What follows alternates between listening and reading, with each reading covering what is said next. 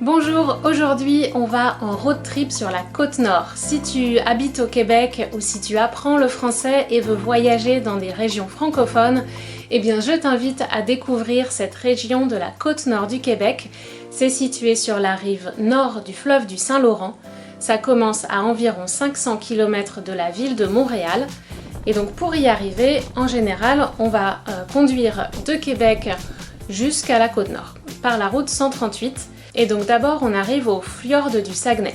Donc on va arriver à la baie Sainte-Catherine et là la route s'arrête et le seul moyen de passer de l'autre côté, si on ne veut pas faire un détour de quelques centaines de kilomètres, c'est de prendre le traversier. Donc, comme c'est la continuation de la route, le traversier est gratuit et fonctionne 24 heures sur 24. Donc on prend ce traversier et on arrive dans la petite ville de Tadoussac.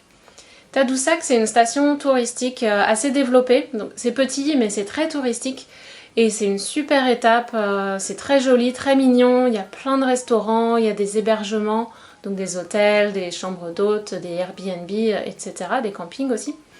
Et on peut passer quelques temps ici, c'est une ville étape. Et moi je vous conseille aussi d'aller explorer les rives du fjord du Saguenay. C'est un des fjords de rivière les plus profonds du monde et il y a une colonie de belugas qui vit ici à l'année. Donc si vous allez à l'observatoire des belugas, vous aurez la chance peut-être de les voir, de les apercevoir au loin et de les entendre. Et à Tadoussac, on peut se promener dans le petit village le long du fleuve, on peut déguster la gastronomie locale et s'arrêter, prendre une bière à la microbrasserie en ayant la vue sur le port. C'est vraiment hyper chouette et c'est une ville-étape incontournable qui est à l'entrée ou à la sortie de la côte nord selon le sens que vous prenez. Après Tadoussac, on reprend la route vers le nord-est et on arrive, moi je vous conseille de vous arrêter au village des Grandes Bergeronnes. Si vous continuez la route principale, vous n'allez pas traverser le village, donc il faut prendre à droite à un moment pour suivre la direction Grande Bergeronne et là vous vous arrêtez à la boulangerie qui s'appelle La Petite Cochonne et ce qu'ils font c'est vraiment cochon. C'est un boulanger breton qui est venu s'installer ici et donc qui fait du pain et des gourmandises, des friandises ou des gâteries comme on dit au Québec. Et par exemple vous pouvez goûter le kouign-amann. Le kouign-amann c'est une spécialité bretonne. C'est un peu entre un pain et un gâteau, mais avec beaucoup de beurre et un peu de sucre, un peu caramélisé. C'est vraiment excellent. Et puis il y a des brioches, il y a des petites choses à manger. Et puis le pain est vraiment très bon aussi. Donc si vous voulez faire le pique-nique, prenez le pain. Ils vendent aussi de la charcuterie, des fougasses, et ça c'est un type de pain. Et puis des cretons, c'est une sorte de pâté spécialité québécoise, du fromage, de la charcuterie. Donc mon conseil c'est de prendre à manger ici et ensuite de prendre le petit chemin qui va vers la plage et de déguster vos achats sur la plage. C'est magnifique, là aussi on est déjà dans la nature sauvage. Vous aurez la chance, comme ça a été le cas pour moi quand j'y suis allée, vous pourrez entendre le souffle d'un rorqual qui vit dans cette baie et puis vous pourrez peut-être même apercevoir son aileron au loin. Après cette pause snack sur les bords du Saint-Laurent, on reprend la route 138 et on continue vers le nord-est et on s'arrête pas très loin de Grande Bergeronne, un peu après, ça s'appelle les Escoumins. Et aux Escoumins, il y a un parc national qui s'appelle le parc du Cap de Bon Désir. Et là, c'est un peu comme en quelque sorte un parc d'attractions des baleines. C'est-à-dire que c'est vraiment pas cher, ça coûte 8 ou 9 $ d'entrée dans le parc et vous pouvez y passer autant de temps que vous voulez. Donc il n'y a pas grand chose, il y a juste le fleuve, des rochers et la possibilité de marcher le long du fleuve ou de s'installer là avec sa chaise tranquille pendant quelques heures. Mais devant vous, dans le fleuve, c'est le défilé des baleines. Alors nous, quand on y était, c'était des petits rorquals, c'est l'espèce la plus commune qu'on peut voir à cet endroit. Mais le fond est tellement profond à cet endroit, au Cap de Bon Désir, qu'il n'y a pas de mauvaises heures pour venir. Les baleines ou les rorquals sont là tout le temps, en saison. Et parce qu'il y a beaucoup de poissons, donc vous aurez la chance de les voir chasser, les bancs de poissons. Et elles vont passer vraiment sous votre nez, on va voir les ailerons, les dos. On n'a pas eu la chance de les voir sauter, mais on a vu quelques dauphins aussi. Qui ne sautaient pas, mais on a vu un groupe de quelques dauphins. Et ils peuvent parfois s'approcher très proche de la côte, à 1,50 m, 2 mètres de la côte. C'est vraiment un spectacle privilégié et profitez-en, remplissez-vous les yeux, ça coûte moins cher qu'une croisière et c'est respectueux parce qu'on est sur la côte, on les dérange vraiment pas et puis on les voit très très bien. Certaines personnes s'aventurent sur le fleuve avec un kayak ou un paddleboard, une planche à pagaie. Normalement, les kayakistes n'ont pas le droit de s'arrêter de pagayer quand ils traversent la zone du fleuve parce que c'est un espace protégé pour les baleines. Pour ne pas les déranger, on ne veut pas qu'il y ait des attroupements de kayak et de paddleboard. Mais on contrôle pas les mouvements des baleines, donc parfois il y en a qui s'approchent vraiment très près des kayaks et des planches à pagaie. Et moi, si j'étais là, j'aurais un peu peur sur ma petite planche avec ce gros animal qui fait la taille de 2 camions ou 2 bus. Ça doit être assez impressionnant.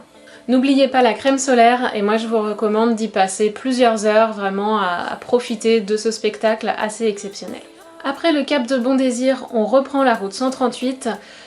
À mon avis, il se passe pas grand chose avant Baie-Comeau, mais je vous recommande encore un dernier arrêt avant Baie-Comeau, c'est la ferme Manicouagan.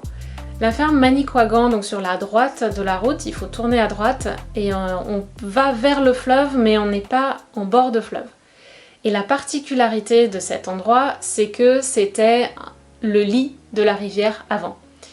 Et donc, ce qui fait que le sol, c'est du sable, c'est les restes de cette rivière. Et puis, il y a le fleuve remontait, le fleuve aux eaux saumâtres, à moitié salées donc. Le fleuve remontait dans les marais, arrivait dans ce lit de la rivière, et donc le sous-sol est un peu salé.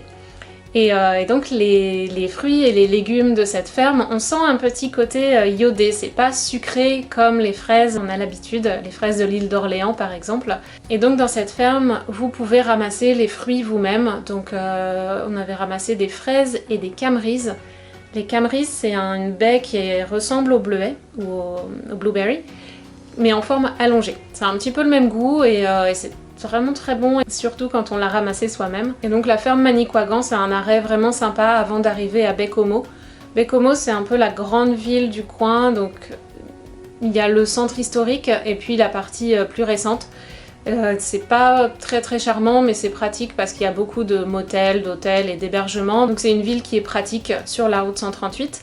Et c'est aussi de Baie-Comeau que part la route qui va vers les centrales Manic, les centrales hydroélectriques qui sont en elles-mêmes des objets touristiques. Les gens vont visiter ces barrages, ces ouvrages sur les rivières qui sont très impressionnants. Il y a 5 centrales et la plus impressionnante, la plus lointaine aussi, c'est la Manic 5. Et ça part de Baie-Comeau. Mais si vous voulez faire la route 138 le long du fleuve, ça fait quand même un gros détour, donc là il faut prévoir du temps en plus. À Baie-Comeau, on a aussi une microbrasserie qui est vraiment excellente et qui fait notamment une bière au crabe. Ça peut paraître un peu surprenant et quand on la goûte, c'est un peu surprenant ouais, au premier abord. Et donc ils font infuser de la carapace de crabe, ils ajoutent de la chair de crabe dans la fabrication de la bière et elle a un aspect un peu crémeux et un goût iodé de fruits de mer, mais ça reste quand même de la bière. Moi j'ai adoré et pour l'apéro ou en accompagnement de fruits de mer, c'est une super boisson. C'est saisonnier donc vous ne la trouverez pas tout le temps, toute l'année. Et ils ont aussi plein de bières avec les fruits et la végétation locale. Et l'abus d'alcool est dangereux pour la santé, à consommer avec modération. Ça c'est mon habitude de française où on doit mettre l'avertissement quand on parle d'alcool. Ensuite, après Baie-Comeau, là encore je trouve qu'il se passe pas grand chose jusqu'à cette île. Il y a quelques petits points d'intérêt où vous pouvez vous arrêter, mais moi je vais passer directement à cette île. À cette île, il y a une maison de la culture Innu. Les Innus ou les Montagnais, c'est le peuple autochtone qui habite dans la région depuis des milliers d'années. Comme vous le savez peut-être, ils ont été opprimés pendant longtemps par le gouvernement du Canada, mais maintenant il y a des efforts pour revaloriser et promouvoir leur culture. Donc quelques maisons de la culture Innu ont ouvert et je vous recommande de les visiter. Et si vous voulez aussi chercher, si vous êtes sur la côte nord au mois d'août, il y a le festival Innu Nikaimu qui est à Maliotenam, donc dans la banlieue de cette île. Si vous vous intéressez à la culture autochtone, vous pouvez aussi chercher s'il y a des powwows dans la région où vous êtes à vos dates. Ce sont les cérémonies traditionnelles et maintenant vous pouvez vous y joindre. Même en tant qu'étranger à la communauté, vous serez accueillis et ça leur fera plaisir de vous montrer leur culture et que vous puissiez participer à ces cérémonies. Il y a aussi une autre maison de la culture Innu à Mingan. Ensuite, on continue notre visite de la Côte-Nord par la communauté, la petite ville de Havre-Saint-Pierre, qui est un centre économique assez important pour la région. Il y avait un hôpital qui maintenant est moins utilisé parce qu'ils ont construit un autre hôpital un peu plus loin. Mais il y avait aussi une mine qui a contribué au développement économique de la région et ils accueillent aussi, ou ils accueillaient avant la pandémie, des bateaux de croisière internationaux. Donc ça aussi, ça ramène beaucoup de tourisme et de revenus à la ville et d'opportunités économiques. Si tu veux en savoir plus sur la Côte-Nord, n'oublie pas d'écouter les 2 épisodes de podcast que j'y ai consacrés en septembre 2021. Tu peux aller sur le site français.mypolyglotlife.com pour les trouver. Ou sur Spotify, Google Podcast, Apple Podcast. À côté de Havre-Saint-Pierre, il y a un autre parc national qui s'appelle l'archipel des îles de Mingan. Et c'est hyper intéressant d'un point de vue géologique et historique. Et je vous recommande de faire la visite, alors soit d'une île, et vous pouvez même y passer la nuit, soit de plusieurs îles. Il y a un circuit qui s'arrête sur 2 îles.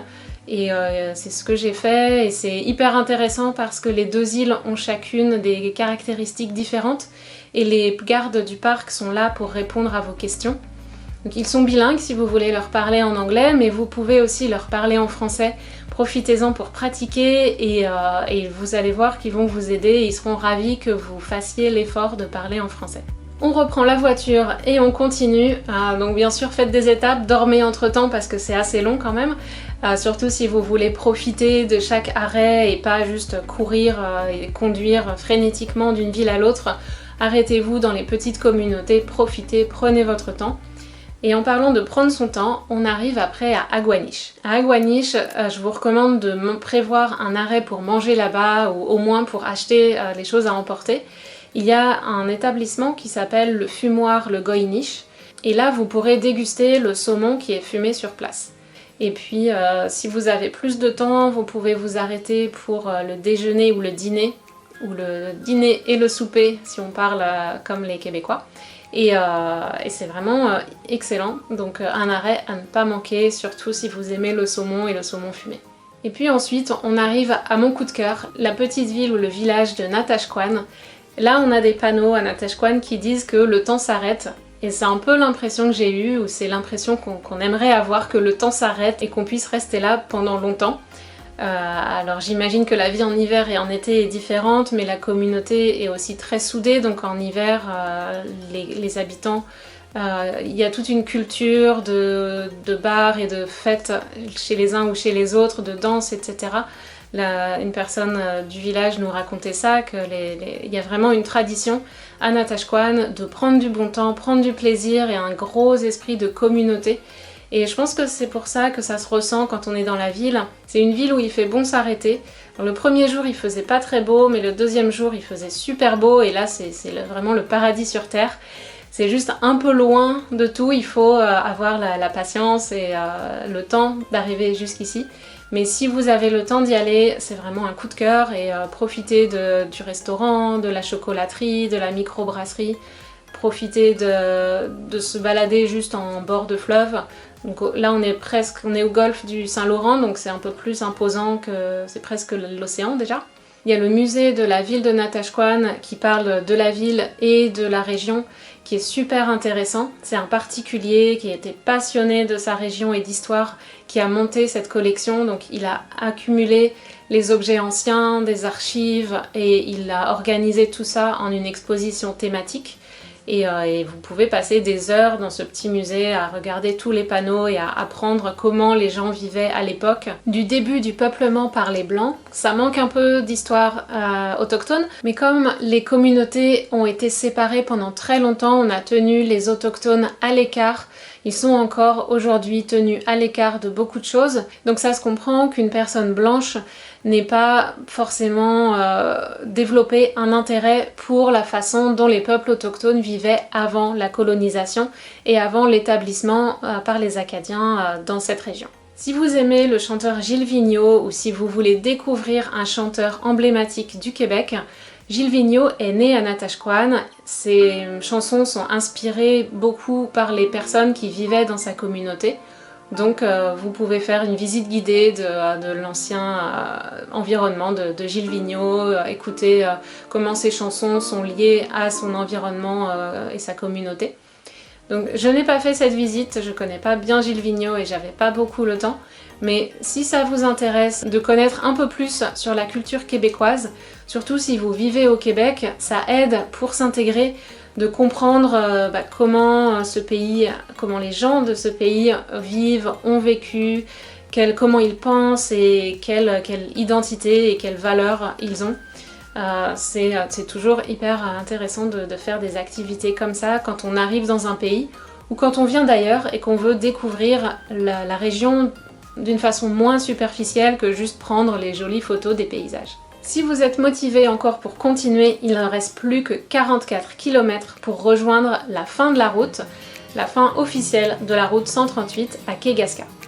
La dernière portion entre Natashquan et Kegaska, ce n'est pas une route pavée, c'est du gravier, de la terre, mais c'est en super bon état. C'est juste comme ça parce que ce sont des marécages, des tourbières, donc c'est difficile de mettre du bitume de façon durable dans cet environnement. Mais la route est vraiment hyper belle, c'est tout droit, les paysages sont d'un autre monde. Ça vaut vraiment le coup de les découvrir. Et puis ensuite, à Kegaska, là on est plus ouvert sur le golfe. On est sur une petite pointe qui avance dans le golfe du Saint-Laurent. On a l'impression d'être face à l'océan. En plus, on a un bateau échoué sur les rochers qui donne des super photos. Et on n'est pas très matinal avec l'ami avec qui j'ai fait ce road trip, on n'est pas très matinal. Mais là, on a fait l'effort de mettre le réveil à 3h45 du matin pour aller observer le lever de soleil à 4h du matin. Et vraiment, on n'a pas regretté, c'était magnifique de voir le soleil se lever sur ce golfe, sur l'océan, avec la côte très sauvage et personne, pas un bruit autour. Franchement, ça vaut le coup de faire un lever de soleil sur l'océan. Et puis, une fois qu'on est à Kegaska, on n'a pas trop d'autres options que de retourner le long de la route 138 vers le sud-ouest cette fois. Ou alors, vous pouvez prendre le bateau pour aller visiter les autres petites communautés qui, elles, sont plutôt anglophones le long de la côte nord-est de la côte nord. Donc la route s'arrête là, mais vous pouvez continuer en bateau ou alors revenir sur vos pas, reprendre la route 138 vers le sud. Si vous allez dans les régions au Québec, n'hésitez pas à parler français. Vraiment, les gens vont apprécier l'effort, même si c'est pas parfait, c'est pas grave. C'est une super opportunité de créer un lien avec les gens et de pratiquer votre français dans un environnement qui est bienveillant. Beaucoup de gens parlent anglais, les jeunes sont souvent bilingues, mais les anciens pas forcément. Donc voilà, n'hésitez pas à parler français. Et puis, si tu ne te sens pas assez confiant ou que tu veux améliorer ton français avant de visiter le Québec ou avant de déménager au Québec ou parce que ça fait des années que tu habites ici et que tu en as marre de ne pas être capable de parler en français, eh bien tu peux me contacter. J'ai une communauté de personnes qui sont comme toi et avec lesquelles on peut échanger sur un groupe Facebook, dans une communauté de podcasts. Et aussi le coaching individualisé. Si tu veux faire un travail plus personnalisé et en profondeur, tu peux me contacter, les infos sont sous la vidéo. Et n'oublie pas de t'abonner et d'activer les notifications avec la cloche pour être notifié des prochaines vidéos. Je te rappelle que si tu veux en savoir plus, tu peux écouter les 2 épisodes de podcast que j'ai consacrés à la Côte-Nord en septembre 2021, disponibles sur mon site français.mypolyglotlife.com, sur Spotify, Google Podcast, Apple Podcast, etc. Et si tu aimes ces épisodes, laisse une review sur Apple Podcast. Merci d'avance. Dis-moi, toi, si tu habites au Québec ou si tu as visité, quelle est ta région préférée? Est-ce que tu aimerais aller sur la côte nord? Qu'est-ce qui t'intrigue? Enfin, si tu as des questions sur le Québec ou même sur la France, pose-les dans les commentaires et puis j'y répondrai lors de prochaines vidéos. À bientôt, ciao ciao!